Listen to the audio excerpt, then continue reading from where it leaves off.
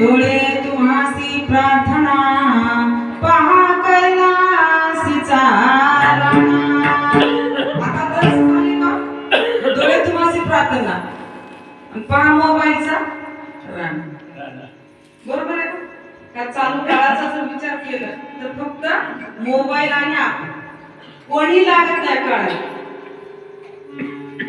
घरात जरी जाऊन चालूच किती थकून द्या आम जरा बसा मोबाईल बघतो आता करावा काम करू। बरोबर आहे? पण या त्रिनेत्रधारी पंचमुखाच्या परमेश्वराला कोणी पाहू शकत नाही। मंदिरातून दर्शन घ्यायला कोणी तयार नाही, घरी जाऊन मोबाईल चालू।